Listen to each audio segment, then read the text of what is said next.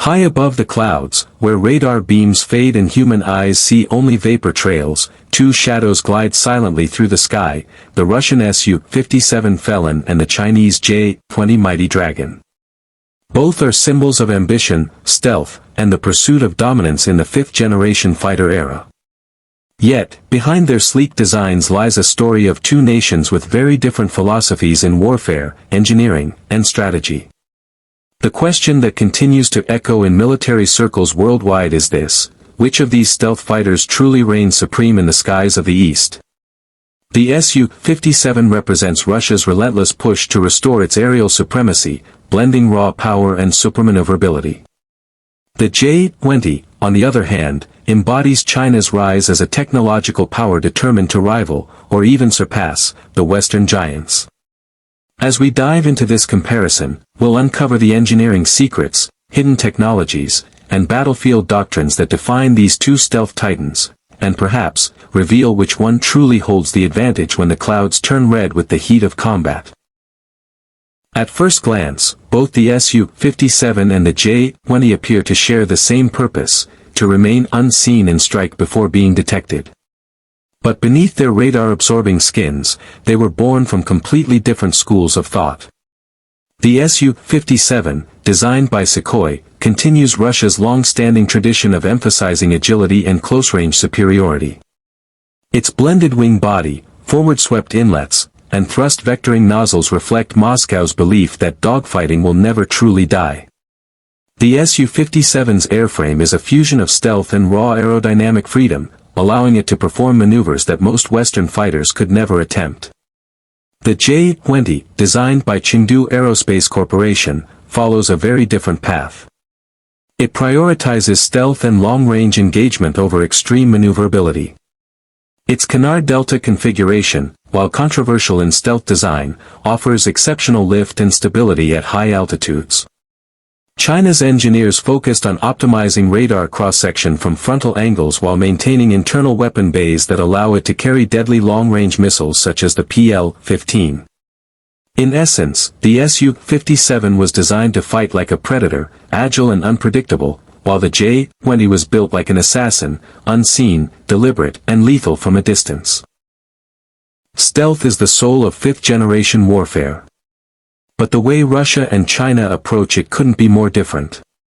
The Su-57 uses radar-absorbent materials and internal weapon bays, but it does not pursue absolute invisibility like the F-22 or the J-20.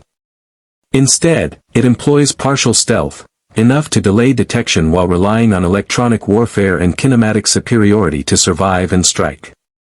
Its radar cross-section is reduced primarily from the front, while side and rear aspects are less optimized due to exposed engine nozzles. Russia argues that in real combat, complete invisibility is unrealistic. Mobility, sensors, and electronic countermeasures are equally crucial. The J-20, however, is China's statement to the world that it can master stealth on a Western level. It features a faceted nose design reminiscent of the F-22, serrated weapon bay doors, and radar-absorbing composite materials. Its canopy coating and edge alignment show meticulous attention to radar deflection. Yet, reports suggest that early variants used Russian AL-31 engines that compromised heat signature control. Only with the introduction of China's WS-15 engines did the J-20 begin to reach its full stealth potential, making it a true low-observable platform across multiple spectrums. Thus, while the Su-57 embraces a pragmatic stealth philosophy, the J-20 chases perfection, even if it means sacrificing agility. Underneath their skin, power defines these two machines. The Su-57's AL-41 F1 engines, soon to be replaced by the Izdalai-30, grant it true supermaneuverability. With 3D thrust vectoring nozzles, the Su-57 can perform incredible maneuvers like the Pugachev Cobra, making it almost impossible to outturn in a dogfight. It can also achieve limited supercruise, sustain supersonic flight without afterburners, though not at the level of the F-22. The J-20, in contrast, was initially underpowered, relying on Russian engines until China developed the WS-15. The WS-15 now offers greater thrust-to-weight ratios, potentially giving the J-20 the ability to supercruise at higher speeds while maintaining stealth. However, its lack of thrust vectoring makes it less agile in close combat. China's engineers made a deliberate choice: prioritize speed, range, and radar evasion over agility. The J-20's twin engines allow it to reach distant airspace undetected and engage high-value targets with long-range missiles before retreating beyond radar range. The Su-57's philosophy is the opposite: if detected, it will fight, evade, and destroy. In a close-range battle, the Su-57 would dominate. But in long-range, beyond visual range warfare, the J-20's sensors and missiles could give it the upper hand. This dichotomy defines their rivalry: power versus precision, instinct versus calculation. Modern aerial warfare isn't just about speed or stealth, it's about information. The Su-57 features one of the most advanced sensor arrays ever built in Russia. Its N036 Bielka radar uses multiple active electronically scanned array AESA panels covering almost 360 degrees, allowing it to detect stealth aircraft from unconventional angles. It also carries a powerful infrared search and track (IRST) system capable of detecting heat signatures invisible to radar. Combined with electronic warfare systems like Himalaya's ECM, the Su-57 can confuse, jam, and deceive enemy sensors, turning the battlefield into chaos. The J-20 sensor suite, on the other hand, leans heavily on network-centric warfare. China has built the J-20 to operate within an integrated battle network, supported by AWACS and satellite data links. Its avionics architecture is believed to rival even the F-35 in data fusion capability. Using distributed aperture sensors and advanced radar, the J-20 can engage targets without ever revealing its position. China's military doctrine envisions the J-20 as a networked hunter, not fighting alone but as part of a larger, digitalized system. This highlights a key philosophical divide. Russia still emphasizes pilot skill and individual combat performance, while China bets on AI-driven situational awareness and electronic dominance. Weaponry is where both aircraft reveal their intended purpose. The Su-57's internal bays carry a mix of short and long-range missiles, including the K-77 and R-74. It also features side bays for rapid close-range missile launches, giving it flexibility in multidirectional combat.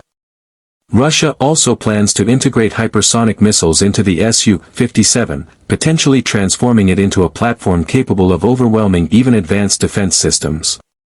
The J-20, meanwhile, carries long-range PL-15 missiles designed to destroy enemy aircraft before they can engage. It also uses PL-10 short-range missiles for last-ditch defense, but its design clearly favors first shot, first kill doctrine. The J-20's large internal bay can accommodate multiple missiles for deep penetration strikes, especially against AWACS and refueling aircraft, the backbone of any air campaign. The Su-57 plays the role of a hunter, the J-20 plays the role of an interceptor and assassin. On the modern battlefield, both would serve different tactical purposes, and together, they represent how the East envisions the future of air dominance. So, which aircraft truly stands above, the Su-57 or the J-20? The answer is not simple. The Su-57 embodies Russia's philosophy of versatility, survivability, and raw combat power. It's built for chaos, to survive in a dogfight, to confuse sensors, and to strike with brute precision. The J-20, by contrast, is a symbol of China's digital warfare ambitions: stealthy, connected, and calculated. In a duel, the winner would depend on where and how they meet. In a close encounter, the Su-57's agility and thrust vectoring could turn the tide. But in a long-range, radar-controlled engagement, the J-20's stealth and data fusion might secure the first strike. What's undeniable is that both aircraft have shattered the notion that fifth-generation superiority belongs only to the West. Together, they mark a new era, one where the skies over Eurasia are no longer dominated by a single power, but by two nations rewriting the rules of air warfare. The true question, then, isn't who would win, but how the presence of both will reshape the balance of power in the skies for decades to come. So, which do you think stands as the true king of the East, Russia's Felon or China's mighty dragon? Let me know in the comments below.